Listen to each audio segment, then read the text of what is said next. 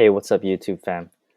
So, how many of you know someone or can understand at least the idea, the concept of an individual who has trouble distinguishing between facts and opinions? Because I know I have trouble with that sometimes. And to understand this, we have to go back a little bit to how we evolved as animals trying to survive and reproduce here on Earth. As we evolved, we began to be able to perceive our environment based on its utility. That's how we derived the meaning. We perceived our environment not in terms of, not as objects, but as tools that we could use and manipulate and take advantage of to help us navigate the world. And so if we see a tree stump and a beanbag, a big beanbag, while they're very different in terms of their chemical properties, physical properties, we perceive our brains have a tendency to perceive both as chairs or as something to sit on. So we perceive them in terms of their functional significance, as things that can help us move forward, as obstacles that get in our way, or for most things, as basically irrelevant to our lives. And we have to do this because we have limited mental capacity. As amazing as our brains are, we're unable to experience the true nature of the universe completely unfiltered because there's just too much going on. And so we have to filter that and process only a fraction of the potential stimuli that's out there in the world.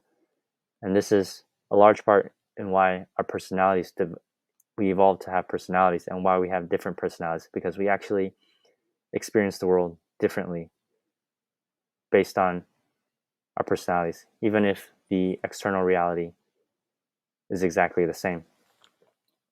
And then as we evolved and our minds became more complex and we were able to think in more abstract or conceptual terms, this tendency didn't go away.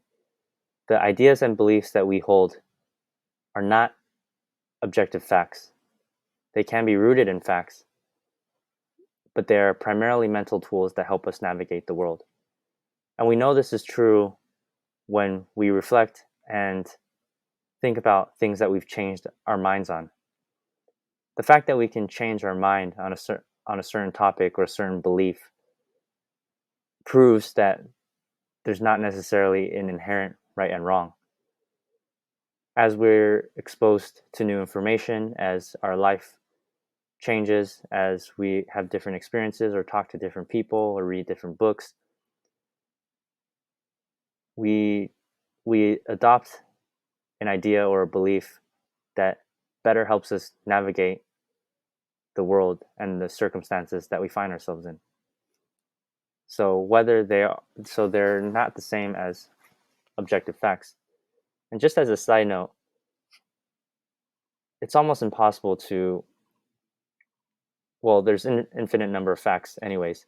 And so even the facts that we choose to pay attention to is inherently biased and is filtered through our personality, through our upbringing, through whatever it is. So it's like impossible to observe all the facts anyways.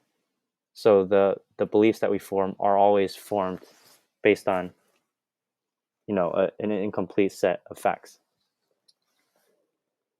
But I mention this because a lot of times we do have a tendency to defend ideas or beliefs, especially ones that are very deeply entrenched in our identity, as if they were facts, or we treat them as if they are objective facts when really they're not. And so when I talk about ideas like spirituality and God, whether God exists, you know, whether they are objective facts is irrelevant because they are ideas and they are tools that I believe help us navigate the world. Whether they are also potentially objective facts is not really even the point. And so, whether you choose to believe in these things or not, it's really irrelevant to me. It's whether you feel that these beliefs resonate with you and whether you can utilize them and derive meaning from them and whether they can help you navigate the world. And this also relates to this idea of the ancestral father, because the ancestral father is the divine masculine figure who, takes time to process and understand and reflect on the wisdom and the lessons and the ideas from the past, from our predecessors, and to think about whether they apply to himself in his current life, in our current environment, and to share those ideas with our contemporaries, and to have debates and discourse to figure out, what ideas are still useful, what mental tools can we still use to navigate the world that we live in and to prepare the future, right? I think this is a big responsibility for each and every one of us, as I talk about in the Ancestral Father checklist, because, well, for one,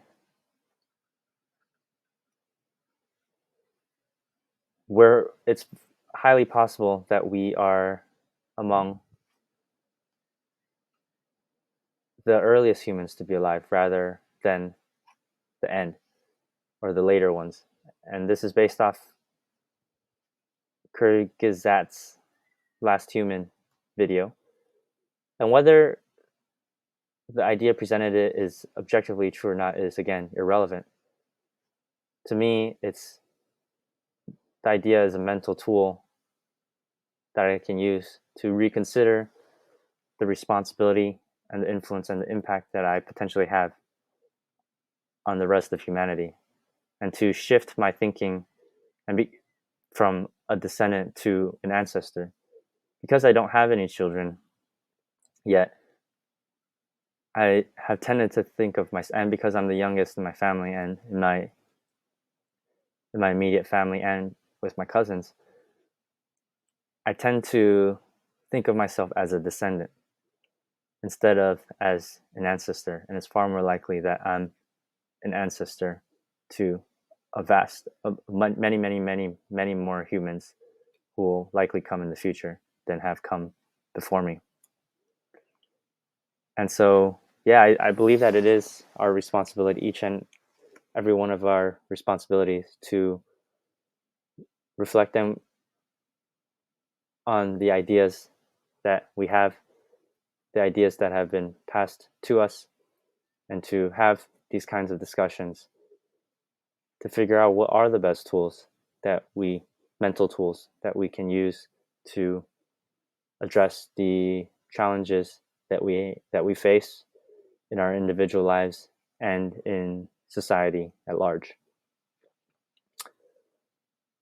But it is important, I guess, the point of this is to say that it's important that we, maintain a certain level of detachment to even deeply held beliefs, and to try to remove our personal identity and our emotions from these types of discussions, because what we're trying to do is we're trying to find the best tool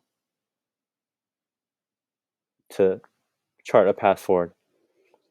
And when these discussions get difficult, especially, let's say, political discussions, is when people, tie their emotions or their sense of self or their ego to certain beliefs, and they feel like when someone attacks their ideas or their values. They're attacking who they are. But this leads to stalemates, or it leads to impasses in the discussion, and neither side becomes willing to budge because we're so entrenched in our beliefs without realizing that they're tools and are not necessarily a reflection of who we are. I hope that made sense. I tried my best to explain it. And I know I get caught in this sometimes as well. I start to treat spirituality or God as objective truths instead of as mental tools. So hopefully this made some sense to you. If you would like to uh, get an idea of what kind of tools, mental tools and beliefs I've accumulated that I hope to share that have helped me in my life, download the free ancestral father checklist below, and let me know what you thought about this video. Until next time.